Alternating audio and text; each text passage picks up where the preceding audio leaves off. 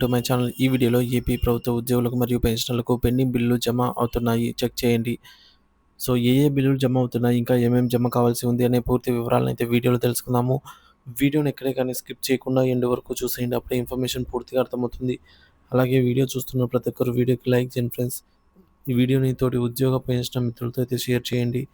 కొత్తగా మన ఛానల్ చూస్తున్నవారు ఇంకా ఎవరైనా సబ్స్క్రైబ్ చేసుకున్నట్లయితే వెంటనే మన ఛానల్ని సబ్స్క్రైబ్ చేసుకోండి.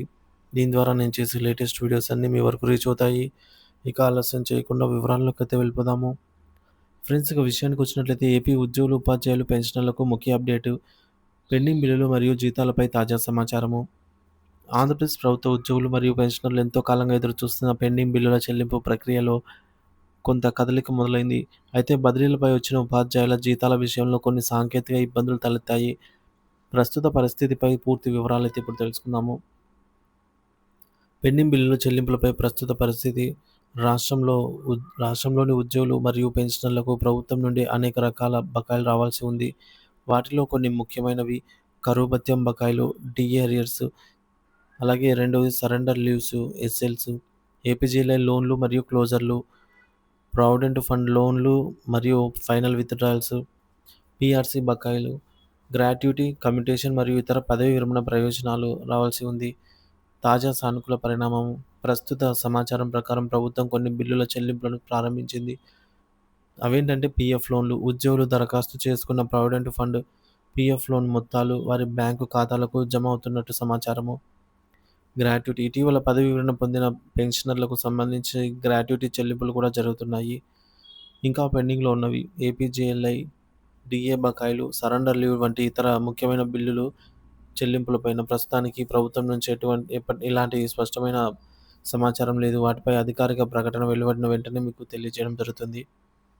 ఇక రెండవది బదిలీలపై వచ్చిన ఉపాధ్యాయుల జీతాలపై కీలక గమనిక. Important note on teachers salaries after transfers.